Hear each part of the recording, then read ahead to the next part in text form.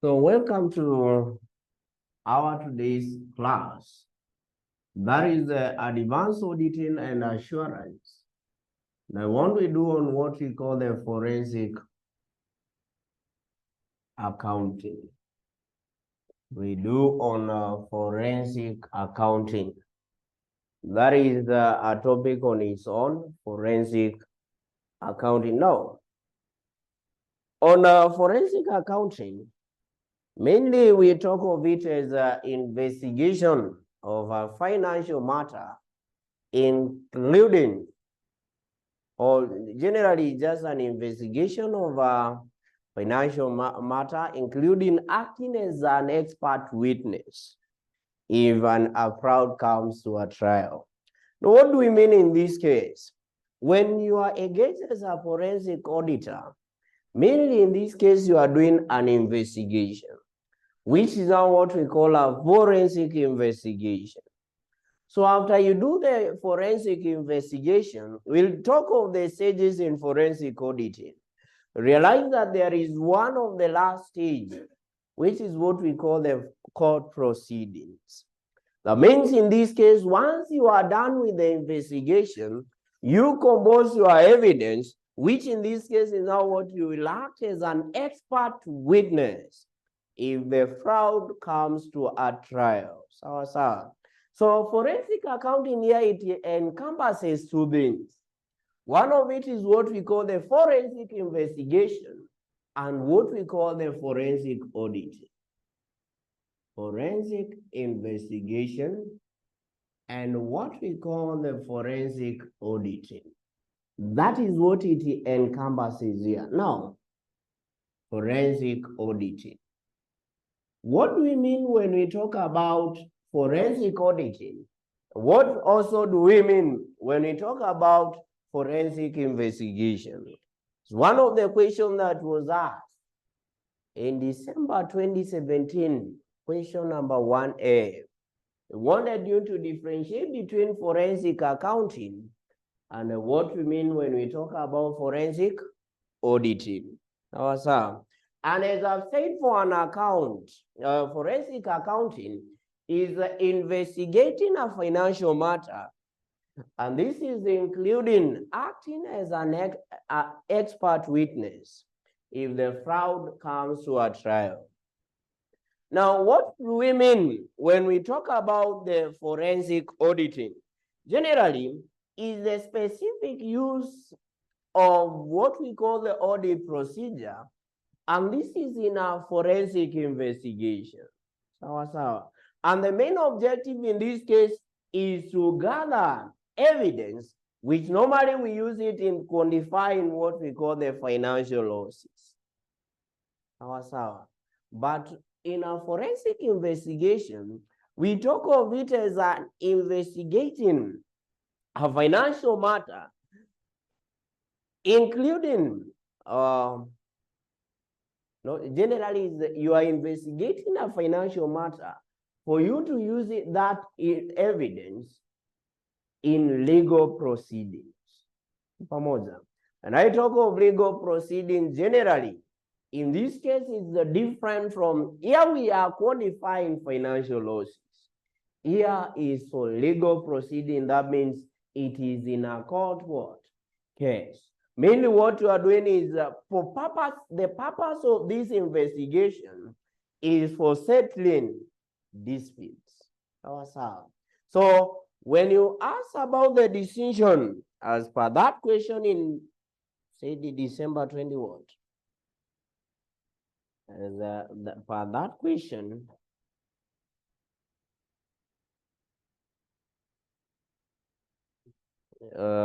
in December 2017, it was question number 1. You distinguish between forensic accounting and a forensic audit. So forensic accounting, as I've said, it is an investigation of what? Financial what? Financial matter, including acting as an expert witness if the fraud comes into our trial. So. But now when we talk of forensic audit, we've said is the specific use of audit procedures, and this is to gather evidence that will be used to quantify financial losses. And this is generally the specific use of audit procedures in our forensic what? Investigation. When I talk of forensic investigation, as I've said, is a process where the forensic accountant carries out procedures to gather evidence that now will be used in legal proceedings. And that is as per that question. Now, let's talk about the applications of forensic accounting. Forensic accounting. The applications. Applications of forensic accounting. Now, on the applications of forensic accounting, we apply it in following. One, in what we call the fraud investigations. And I talk of fraud investigation, mainly we talk of them as criminal investigation. And what is the purpose of fraud investigation or purpose of forensic investigation in a fraud investigation? One, you want to determine the perpetrators of what? You also want to determine the nature and the extent of the what? The fraud. You also want to know the sequence. When I talk of the sequence, is the process at which the fraud in this case is committed. In some cases, we just talk of it. You are just looking on whether or you want to uncover whether the fraud was arising through a mistake or a deliberate manner. And also in this case, you also do that in order to quantify the financial losses. Now, this is one of the questions that was asked. And in this case, they framed the question in a different way. In May 2018, when you look at the question in May 2018, question 1B, May 2018, 1B, you are told that the role of a forensic accountant today is gaining momentum, catalyzed in increasing complexity and a sophistication of financial crimes. According to recent global economic crimes and fraud surveys published by leading accountants firm, 9% of organizations globally reported that there had been victims of frauds and economic crimes. With reference to the above statement, you are to describe the role of a forensic accountant in one criminal investigation. For the purpose of the criminal investigation, the role is to do what? You want to identify the perpetrators of the fraud or of the crime, if it's a crime. You also want to know the nature and extent of that crime. You also want to know, or you want to quantify the loss or the financial loss that in this case is arising as a result of that crime.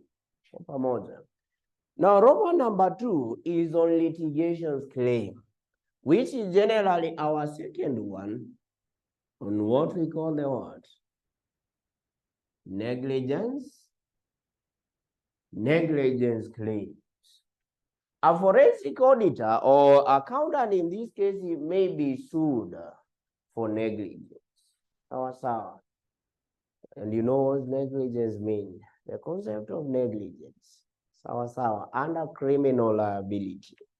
So a forensic auditor in this case may be engaged to carry out a forensic investigation, and this is to the accused auditor for negligence to determine whether the work that was done as per the what? Standard. As the auditor, remember, an auditor is supposed to conduct his audit using the standards. So if in this case, he will investigate the work of an auditor and provide evidence that whether the work was met the standards. Are we together? And that is the litigation what? Support. When, in this case, the auditor is sued for what?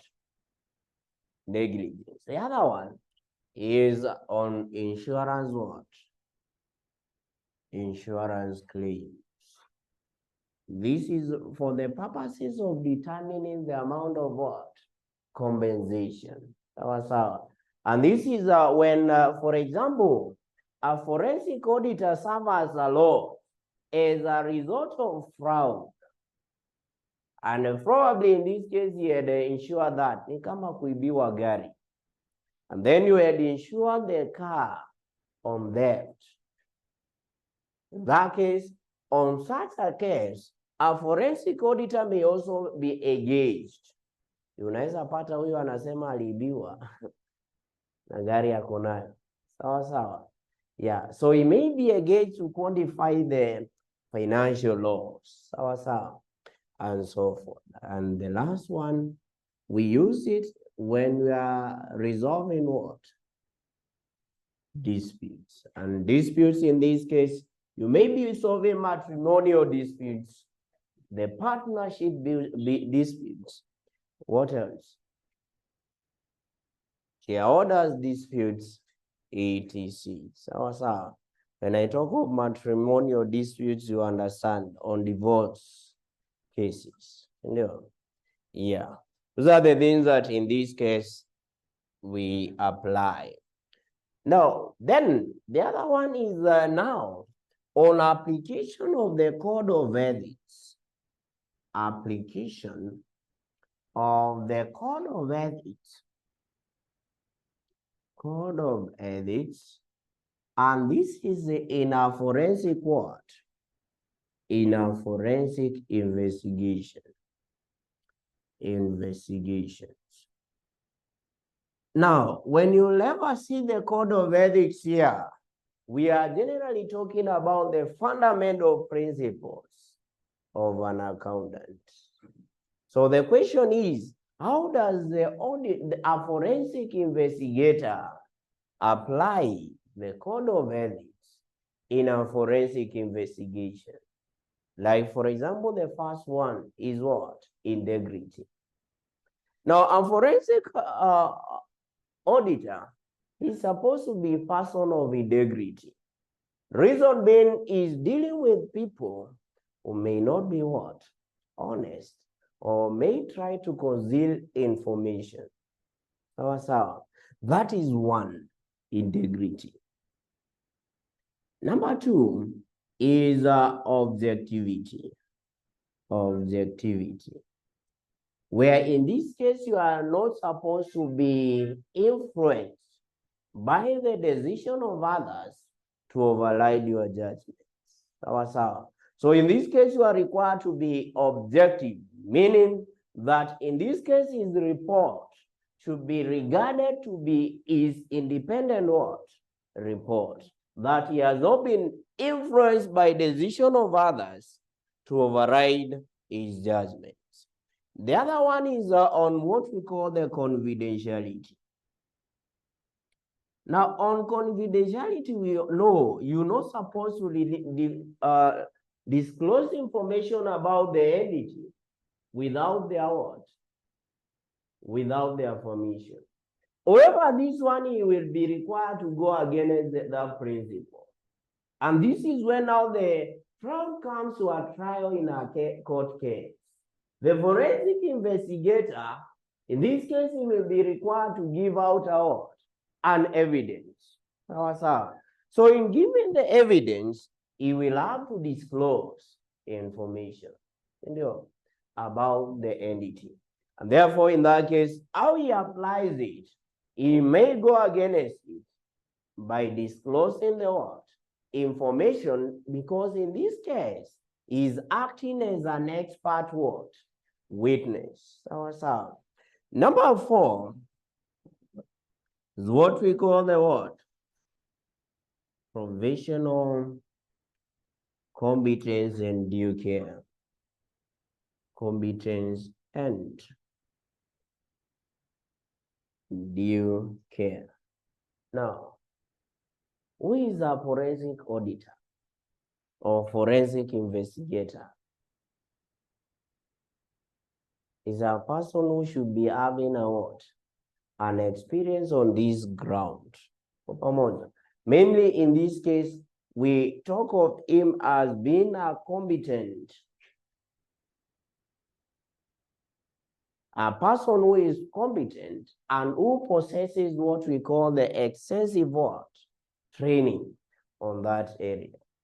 Remember, when I talk of professional competence and due care, is the skills and knowledge that you have in that particular area. And the last one is what? Professional behavior. Now we know forensic investigation or forensic auditing may be a matter of public interest.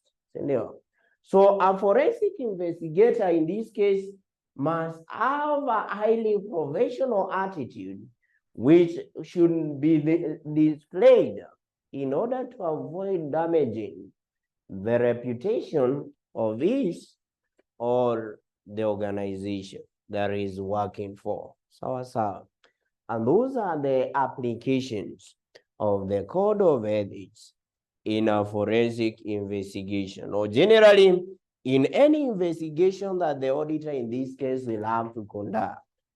Now, one of the very questions that have been asked in most of the sittings here, I know there are 2 sittings that this question was set and they were following each other.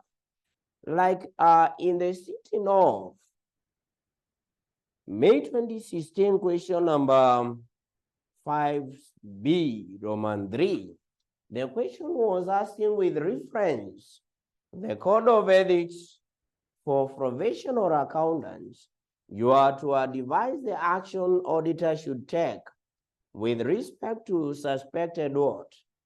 Money laundering activities. Now, that is applying the Code of Ethics.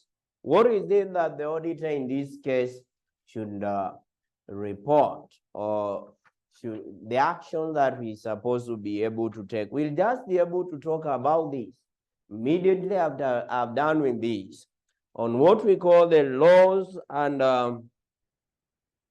consideration of laws and regulations. And this is in purposes of auditing, and just be able to see on the same. Now, when you look at also in the sitting of November 2015, question 5C, you are assessed how the Code of Ethics for professional accountants should be used in professional forensic investigation service to Aprokin Manufacturers what? Limited. What is it that in this case is supposed to use it?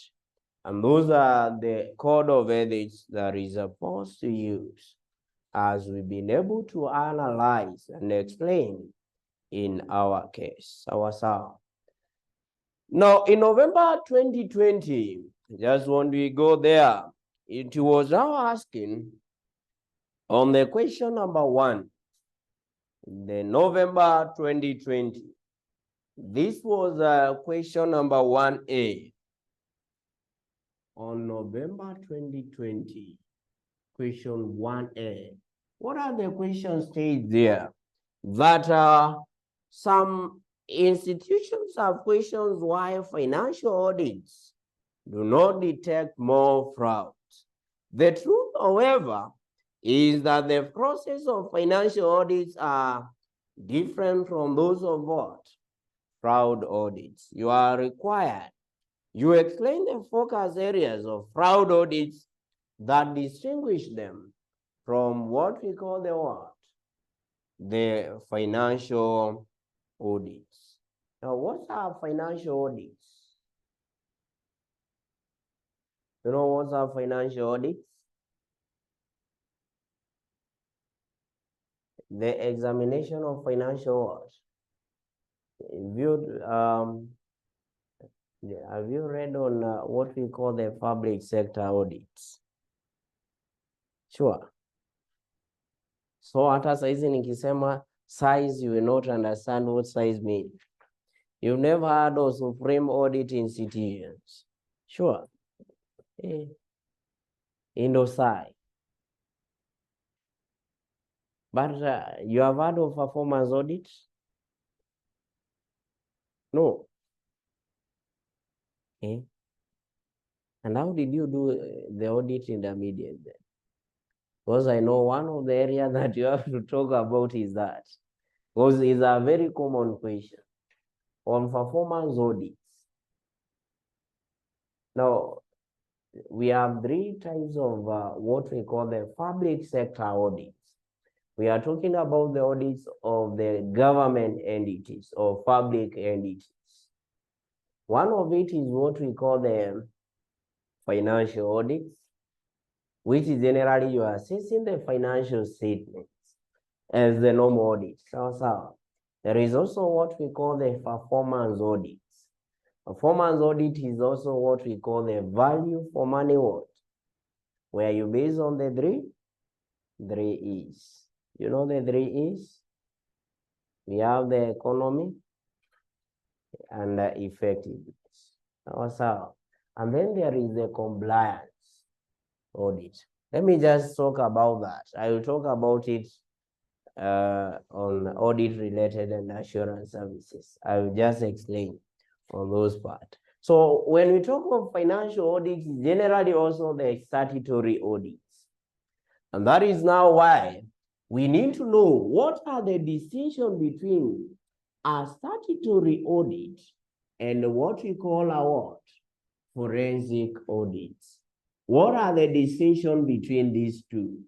The statutory audits and what we call the what? Forensic audits.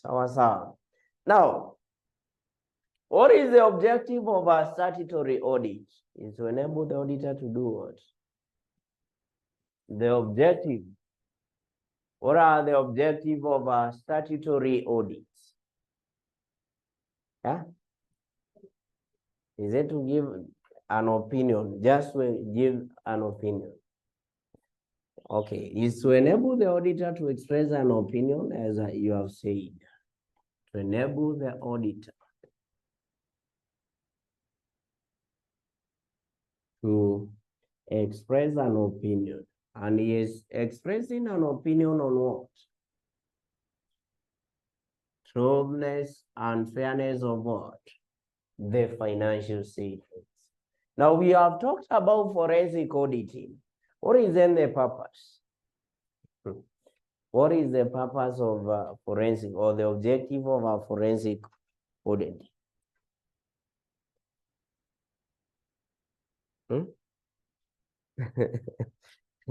Where is to determine the correctiveness of our fraud. Yeah, it's just to determine correctiveness, the correctiveness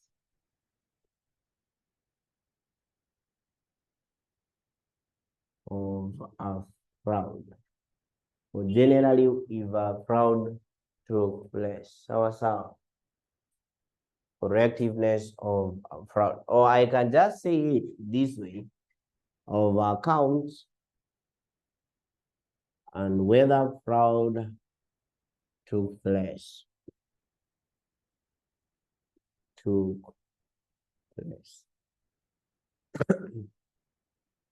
That is for the first decision. Now, period covered here is normally what? Period covered. Yeah, period covered, uandike hapo.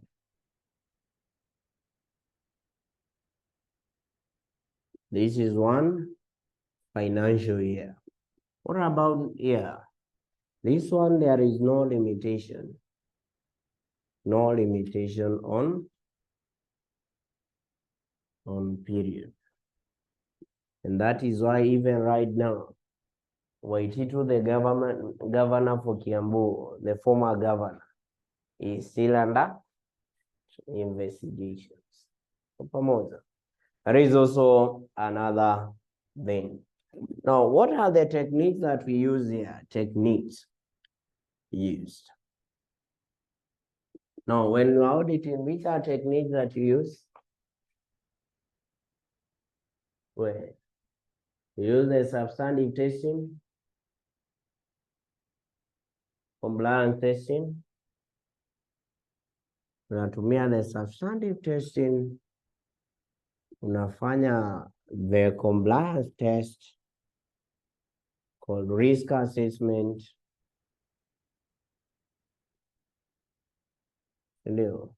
Compliance testing. These are the techniques that we use. And that is in auditing. Now, for this other one is, what do we call it? The forensic auditing. What are the techniques that we use? What do we use? We use the what? Si tunatumianga the trade. Because you can compare the financial years for the previous what? Yes, you can also use the what? The tunaitanga ratios. Ratio analysis. You can also use what? The in-depth analysis or in-depth testing. And the in-depth testing in this case is just of specific area. So, yes. Now for this one is a requirement of the law. Requirement of the law. The other one, it is voluntary. So, when I talk of voluntary, it is just done when there is a suspicion of what? Fraud. Which generally it is not a legal requirement. No. Now the report translates to either what? Qualified or no. What about there? A report tumesema it can either be used to do what? Give evidence in legal proceedings or to quantify what? Financial losses. See, that is a difference. This report translate to either qualified or unqualified opinion. And this one, the report is used to give evidence in legal proceeding or to quantify financial losses.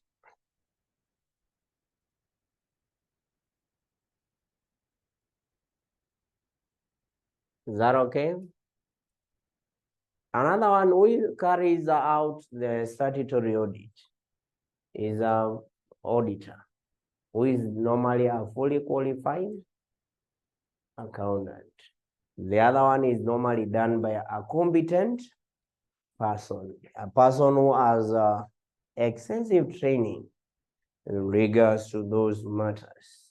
And that is the distinction between the forensic auditing and the statutory audits. Now, we have types of investigations now.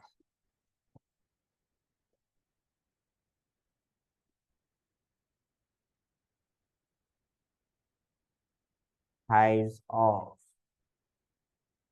investigations. Now, we have how many types? 3 of them. There are 3 types of investigations. So, there is what we call the corruption frauds. There is also what we call the extortion. There is also what we call do we call it the extortion? No, it should be the assets misappropriation, and the other one is what? Financial statement fraud. Awesome. Now, corruption fraud, in this case, we talk of it, we talk of 3 types of corruption frauds. One of it is what? Conflict of interest fraud. You know what's a conflict of interest fraud? Conflict of interest fraud, Aisha. Megan. Conflict of interest fraud.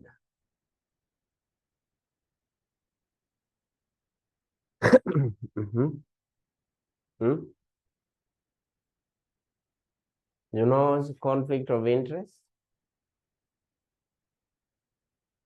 What does it mean? We are on the types of investigation, and I've said one of it is the corruption. And in corruption fraud, we have 3 frauds here. One of it is the conflict of what? Interest fraud. And I talk of conflict of interest is whereby, like, for example, you find the management is paying, like, for example, overtime to employees as a result of interest. Are you getting? Now, in some cases, there is a point where the management, generally the managing director, may develop familiarity with some of the employees. And as a result of that, may decide to be probably increasing their overtime. Mtu hajafanya kazi hiyo time, then in this case he has been not. Generally, what I'm trying to mean is somewhere where the management is having interest. Number 2 is what we call the bribery. And the number 3 is extortion. Now, what is bribery? And what is extortion? Na ujue zote zina influence situation. Kuna moja unapeana pesa, the money is demanded, but there is another one, you give your money freely. So what is bribery? And what is extortion?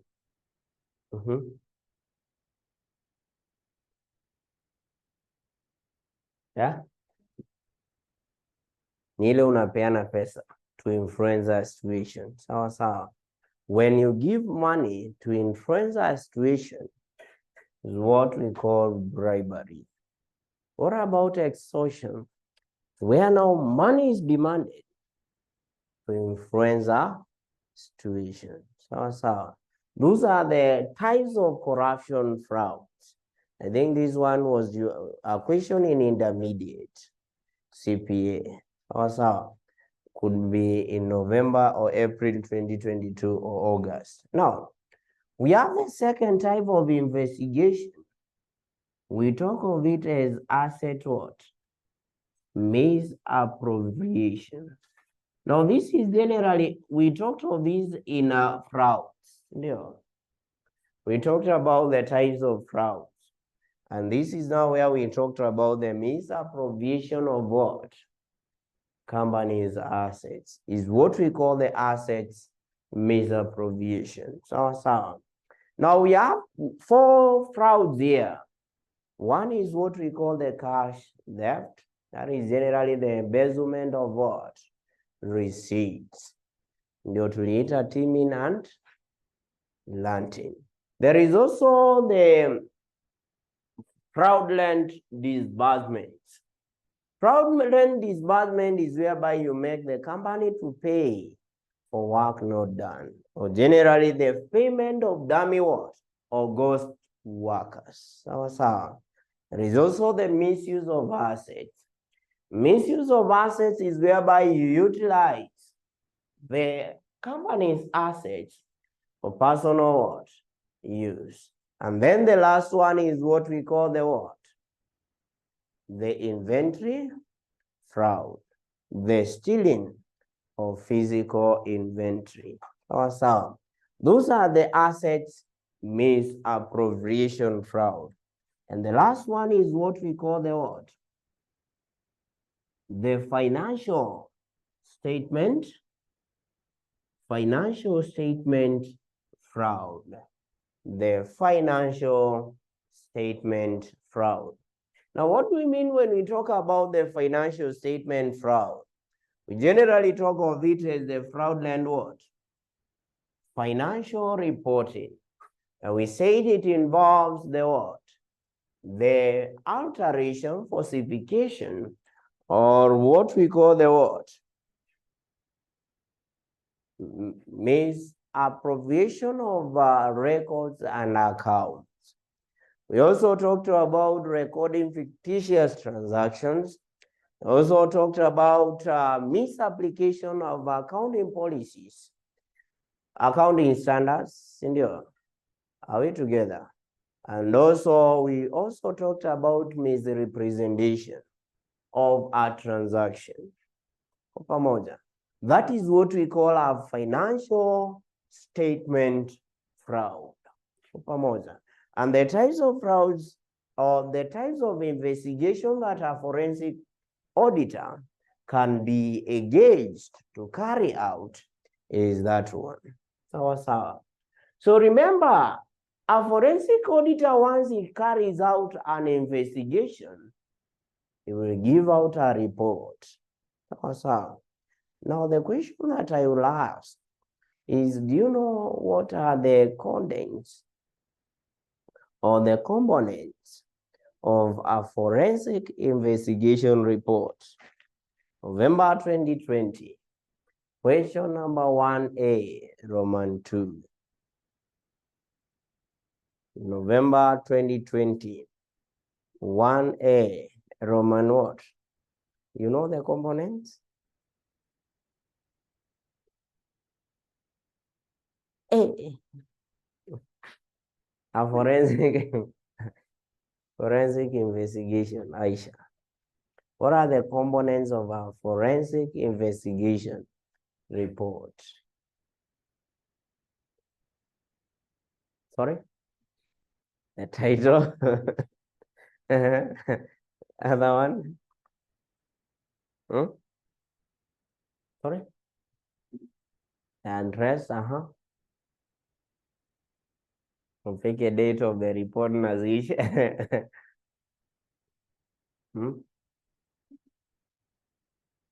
It's the same.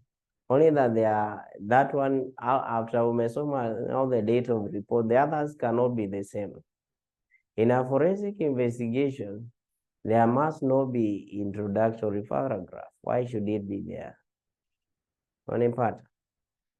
There is no opinion paragraph. Because in this case, you are doing a what? Investigation. Also, now I just want to ask you a very simple question. So ulisoma assurance and non-assurance engagements. Sure. Ama hiyo hujasoma? Umesoma. Now, you know the types of non-assurance engagements. Types of non-assurance engagements. 1,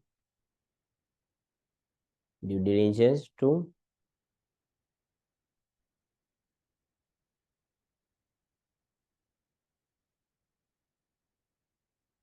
review engagement. 3, compilation. 4, agreed what? Agreed upon what? Your agreed upon procedure.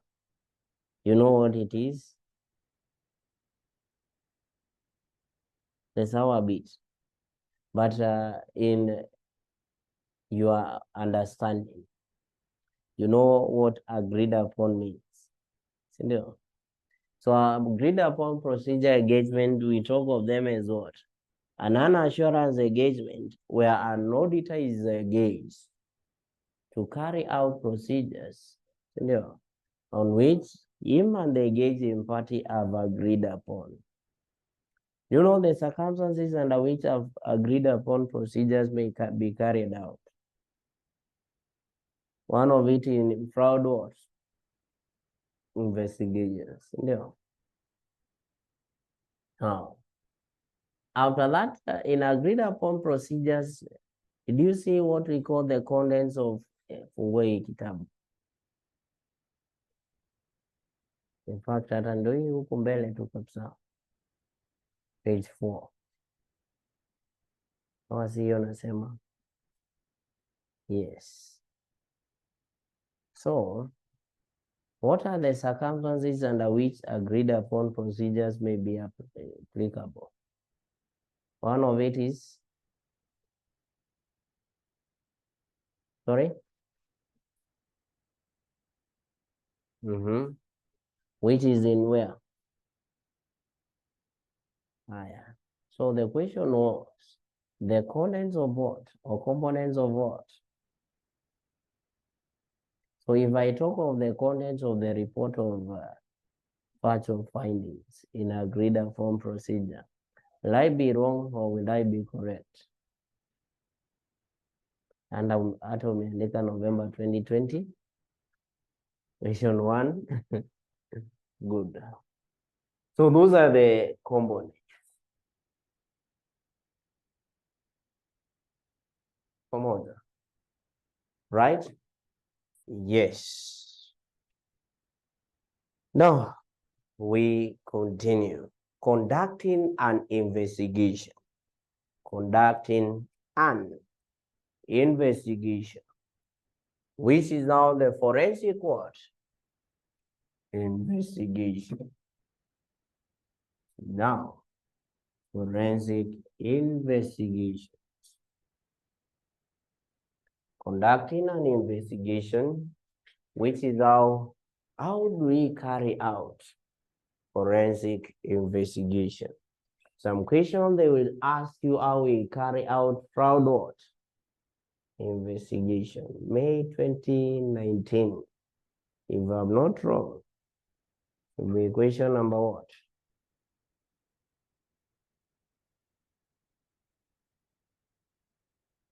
Hiyo tu ama ni ingine nasema. Question 1D, 1C. Procedures involved in applying forensic investigation. In a forensic, in a fraud investigation. Now, the procedures.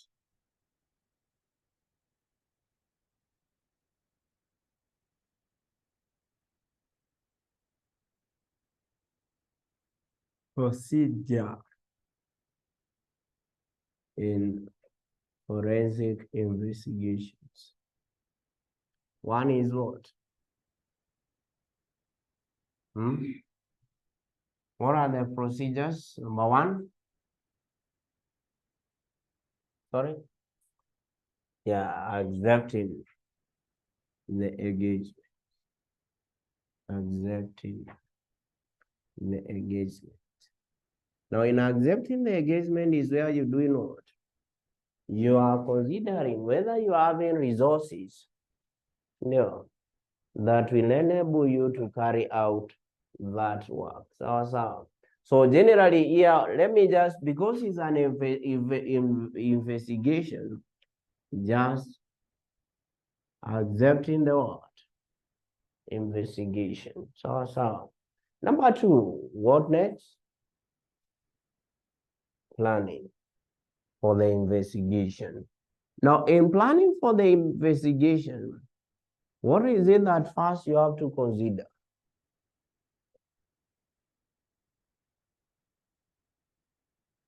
Sorry? Ongeza volume. How are you going to identify the what?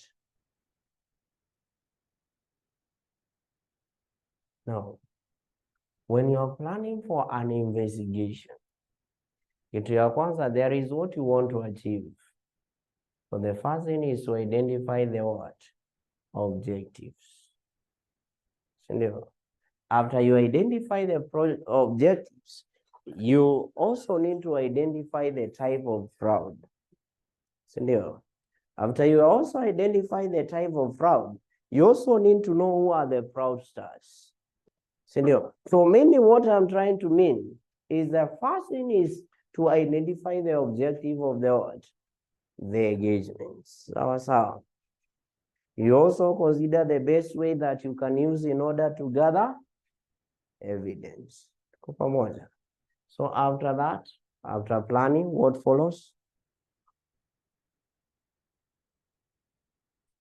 You have identified better ways, or you have considered better ways to gather evidence. It will now be just gathering what? Evidence. This is now where you are identifying the perpetrators. Are we together? You need to prove to us these are the perpetrators of that given what? Fraud. And also you give a detailed report about that specific type of fraud that you identified, or what is generally making you to do these investigations. Awesome. Now the other one is doing what? Number 4. Okay.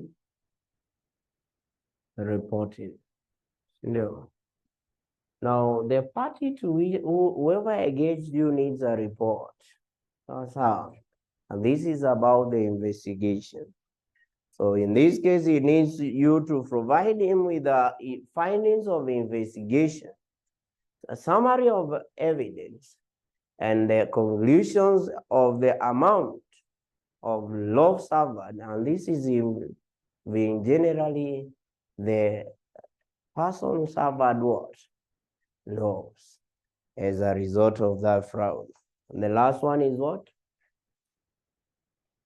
Court proceedings. Court proceedings. Where in the court proceedings, generally, we know if a forensic investigation is likely to lead to legal proceedings, the forensic investigator will also be required to appear in the court in order to give out his what? Evidence. Remember, in this case, we said he is acting as a what? Expert witness. That was how. And those are the part on the forensic investigation. So that is on that part. Now, another thing that I also want to talk about is now what I had said here. On this last topic that they have introduced, is what we call the consideration of what? Laws and regulations. The consideration of laws and legislations or regulation. And this is in the audit of what? Financial statements. Consideration of laws and legislations. That's for the new topic that they have introduced. And more of these, we'll just be talking about the money what? Money laundering. Money laundering. So, consideration of law and regulations. And this is an audit of financial statements. In audit of financial statements.